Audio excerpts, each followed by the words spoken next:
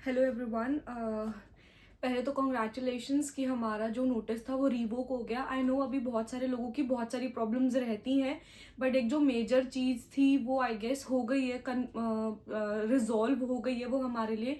जिनके पास भी कॉम्पनसेशन लेटर है बिफोर पासिंग FMG, उनको सिर्फ 1 ईयर की इंटर्नशिप करनी है, and I fall in that category. I am too happy and I am very thankful to everyone जो भी वहाँ पर गए। Rajiv sir, Sakshi ma'am, AFA वाले जो सर हैं वो भी वहाँ पर गए थे। I am very very thankful to them.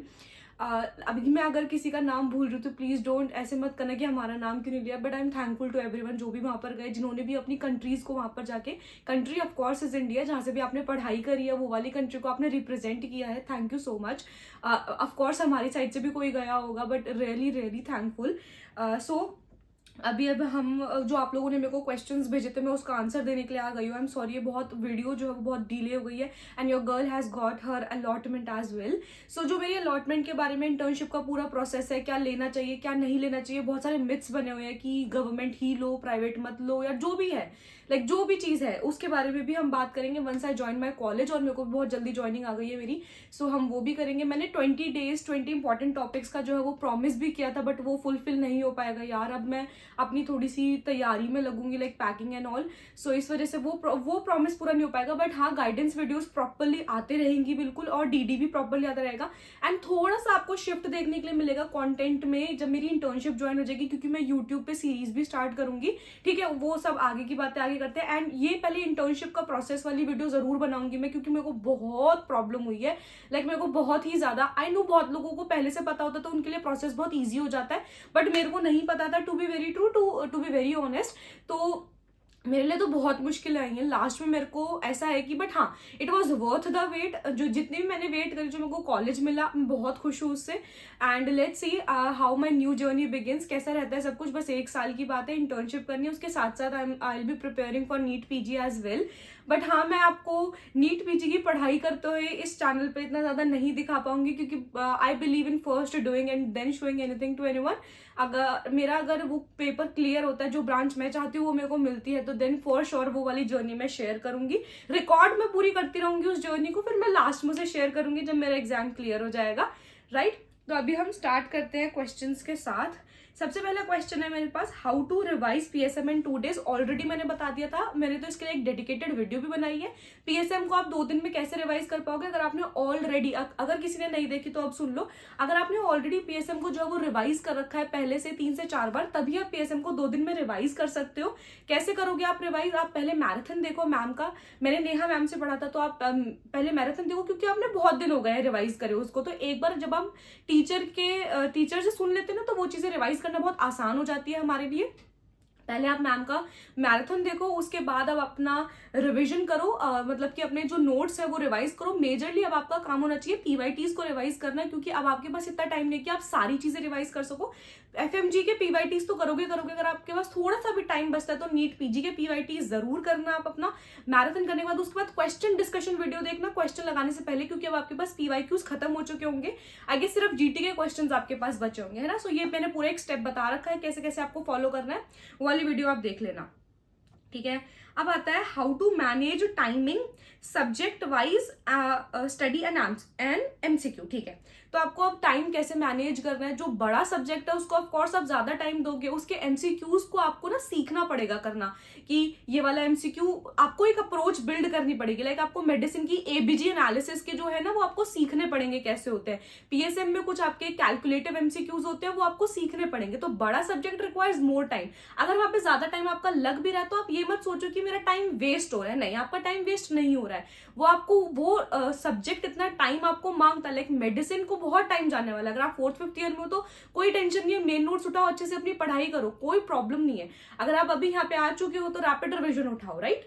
तो जितना बड़ा सब्जेक्ट होगा उतना ज्यादा टाइम लगेगा, छोटे सब्जेक्ट में कम टाइम लगेगा। डर्मेटोलॉजी आप 2 दिन में खत्म कर सकते हो, राइट। 2 दिन इन द सेंस जब आप पहली बार पढ़ रहे हो, है ना। अब आता है next question, scored 170 in GT in May, scored 130 yesterday in GT, don't know what to do.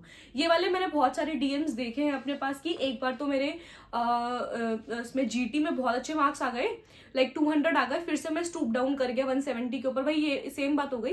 देखो कभी कभी ना हमारे जीटी में बहुत अच्छे मार्क्स क्यों आ जाते हैं, क्या पता उस वाली जीटी में पीवाईक्यू क्वेश्चंस बहुत हो, या फिर उस वाले जीटी में बहुत ही इजी क्वेश्चंस ज्यादा हो। लाइक एक बार मेरे भी जीटी में 253 मार्क्स आए थे, तो ऐसा तो नहीं है कि मेरे 253 मार्क्स एग्जाम में आ गए, नहीं, कई कई जीटीज ही बहुत आसान होते हैं, उसमें पीवाईक्यू क्वेश्चन ज्यादा होते हैं, वन लाइनर ज्यादा होते हैं, ये वो वाले टॉपिक के क्वेश्चन ज्यादा होते हैं जो हमने बहुत बार पढ़ रखा है ना।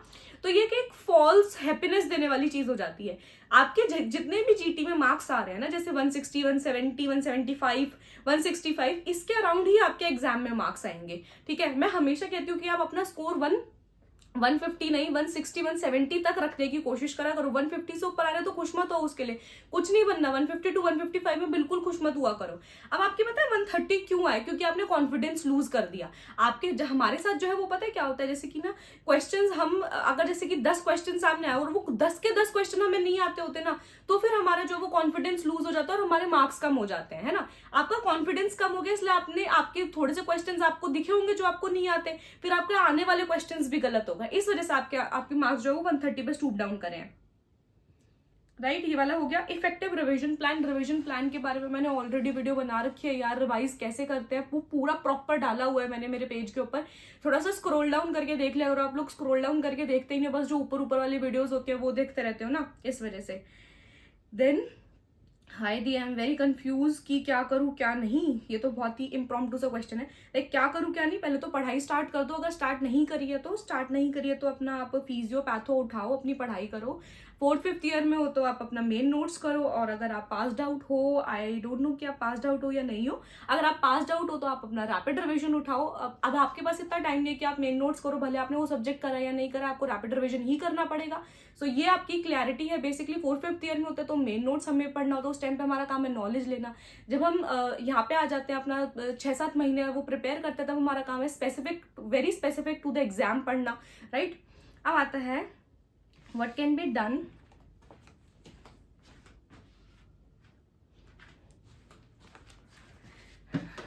चेक करने गई थी कि रिकॉर्डिंग हो रही है या नहीं, क्योंकि बीच में बंद हो जाता है।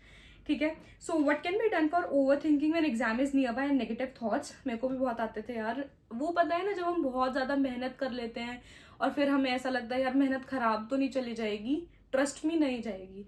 जितना ज्यादा आप नेगेटिव सोचोगे ना, पता है मैनिफेस्टेशन सुना आपने, मैनिफेस्टिंग समथिंग, मैंने मैनिफेस्ट किया था कि मेरा एग्जाम क्लियर होगा।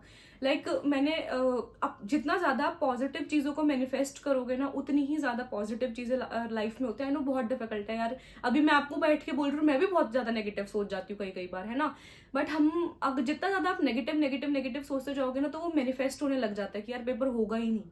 ऐसे नहीं सोचना ना, आपने बहुत मेहनत करी है, आपने अपना बेस्ट दे दिया, आपने भगवान से प्रे कर लिया, सब कुछ कर लिया आपने, अब भगवान को उनका काम करने दो। आपका मेन काम है, मैं हमेशा बोलती हूँ 1 क्वेश्चन रूल क्या है, सिर्फ आप उस स्क्रीन के आगे बैठे हुए हो, स्क्रीन के आगे आप अपना आंसर लगाना है। आपको आगे की नहीं सोचनी, आपको पीछे की नहीं सोचनी, पीछे के आंसर लगाए, आगे क्या लगाने वाला हूँ कुछ नहीं।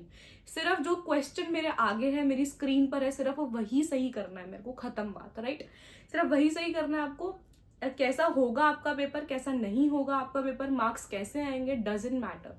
आपको एक अच्छा स्कोर क्रिएट करना पड़ेगा अपने लिए, आपको 160, 170, 180 तक आना पड़ेगा अपने लिए, क्योंकि इंटर्नशिप, वही मैं आपको बोल रही हूँ ना, इंटर्नशिप में थोड़ी प्रॉब्लम आती है, तो वो चीज़ मैं आपको सब बाद में एक्सप्लेन करूंगी इंटर्नशिप का। अभी पहले मेन मोटिव है कि हमारा एग्जाम क्लियर होना चाहिए। वो नेगेटिव थॉट्स को निकाल दो, नेगेटिव थॉट्स आपको कुछ नहीं, आपका स्कोर कम करवा देंगे।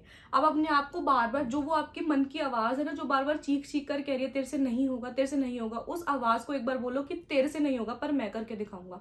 लाइक लिटरली मैं अपने आप को, मेरी मन की आवाज मेरे को चीख चीख के बोलती थी तू कुछ भी कर ले तेरा पेपर क्लियर नहीं होगा, लिटरली मेरे को बोलती थी, बट मैं खुद को कहती थी तेरा नहीं होगा बट मेरा क्लियर होगा, सिंपल। तो थोड़ा सा आपको अपने आप को पुश करना पड़ेगा। लाइक मैं कोई मोटिवेशनल स्पीकर नहीं हूँ, ना मेरे को बातें अच्छी लगती है, मैं सिर्फ एक डिसिप्लिन से चलने वाला इंसान हूँ, सो इस वजह से। High, last attempt was only 122 marks, I am so depressed, just 28 days left. देखा कितना लेट हो गया video. is this possible to increase 28 marks? Why not? Why not? It is possible to even reach 180, 190. Why are you thinking about just 28 marks? Please उससे ज्यादा beyond सोचो, 150 मत सोचो। 150 सोचोगे तो 148, 149, 147 ये रह जाता है, और ये बहुत हार्ट ब्रेकिंग होता है यार। आप कैसे आप नॉलेज से डिफाइन कर पाओगे कि मेरा 1 नंबर रह गया? कैसे आप डिफाइन कर पाओगे कि मेरा 2 नंबर से रह गया? नहीं। अभी आपका मेन देखो, 122 का मतलब क्या है कि कॉन्सेप्ट्स बहुत वीक है। 122, 130 से नीचे वालों का मतलब होता है concepts are very very weak. तो आपको वो जो है वो अपने स्ट्रॉन्ग करने पड़ेंगे। अभी आपका मेन काम क्या है, जो भी आपके पीवाईटीज, जितना ज्यादा एग्जाम पास आता जाता है ना, उतना ज्यादा पीवाईटीज पे फोकस रखो। मतलब पीवाईटी का तो एक वर्ड नहीं छोड़ना। पीवाईटी का क्वेश्चन दिखेगा तो आप में अपने को आता होना चाहिए।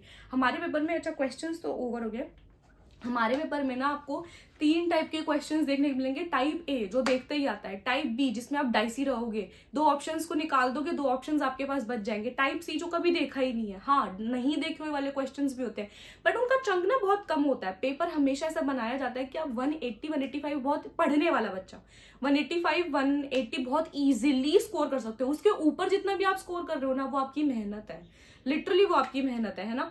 तो अभी ऐसा आप सिर्फ ये मत सोचो कि मेरे 122 नंबर आए तो मेरे को 150 तक पहुंचना है। नहीं, आपके कॉन्सेप्ट्स काफी वीक है, आपको और ज्यादा मेहनत करनी पड़ेगी, तब जाके कहीं आप 150 तक पहुंचोगे, है ना। 150 तक पहुंचने के लिए भी एक लड़ाई है, ये वाली आपके लिए, मैं आपको स्पेसिफिकली बोल रही हूँ। जो टाइप ए क्वेश्चंस होते हैं वो देखते ही आते होते हैं, तो उन्हें ध्यान से पढ़ना होता है। लाइक उनमें एक्साइटेड होकर उन्हें गलत नहीं करना, वहां पे हमें मार्क्स मिलने वाले हैं। टाइप बी क्वेश्चंस जो होते हैं, आप 2 ऑप्शंस को बहुत इजीली रूल आउट कर लोगे, 2 बच जाएंगे। जो 2 बच जाएंगे उसके लिए दोबारा क्वेश्चन रीड करो। क्वेश्चन में 100% कोई ना कोई हिंट होगी उसको आंसर निकालने के लिए। टाइप सी क्वेश्चंस भगवान भरोसे सही हो गए तो हो गए, नहीं तो नहीं सही, कोई बात नहीं। वो मुश्किल से मेरे ख्याल में 25 क्वेश्चन होते होंगे जो टाइप सी क्वेश्चन होते होंगे, उन्हें छोड़ो, हमारा वो पर्पस भी नहीं है। हमारा पर्पस बाकी के बचे हुए क्वेश्चन है, कितना बड़ा चंक है हमारे पास उसके अलावा भी ना, इस वजह से। सो अब मैंने सारे क्वेश्चंस को इंक्लूड कर लिया है। सबसे ज्यादा ये वाला क्वेश्चन मेरे पास बहुत ज्यादा डीएम्स में आ रहा है। पहले वाले जीटी में ना 170 आ रहे थे, फिर एक बार 200 आए, फिर वापस से 170 आ गए। तो घबराओ मत, आपके नेचुरल मार्क्स जो है, जो आपके मेन मार्क्स है वो 170 ही है। वो 200 इसलिए आ गए कि कोई जीटी आसान था, उसमें पीवाईक्यूज ज्यादा थे, उसके अंदर जो है क्या नाम लेते हैं, 1 लाइनर्स या तो ज्यादा होंगे या वो वाला टॉपिक ज्यादा होगा जो आपने ज्यादा बार पढ़ रखा है, बस। अब अगर आपके कंसिस्टेंटली 200 या 200 प्लस आते हैं, वो आपके मेन मार्क्स होते हैं। जो आपके कंसिस्टेंटली मार्क्स आ रहे होते हैं वो आपके मेन मार्क्स होते हैं, उतनी आपके अंदर नॉलेज होती है ना। सो ये इजी था। अभी मैं इंटर्नशिप वाला पूरा प्रोसेस आप लोगों को एक्सप्लेन करूंगी। Let me check. अभी मैं आपको पूरा इंटर्नशिप वाला प्रोसेस जो है वो एक्सप्लेन करूंगी। यार मेरे जैसे नूबड़ों के लिए तो बहुत ही मुश्किल था इंटर्नशिप मिलना। मैं तो सच में ही नूब हूँ, मेरे को कुछ भी नहीं पता था इंटर्नशिप वाले प्रोसेस के बारे में। ऐसे फोमो मत फील क्या करो खाली, तुम ही लोग नूब नहीं हो, मैं भी नूब हूँ, और क्या पता तुम लोग नूब हो भी ना, तुम्हें सब कुछ पता होता है ऑलरेडी। भाई मेरे को तो कुछ भी नहीं पता।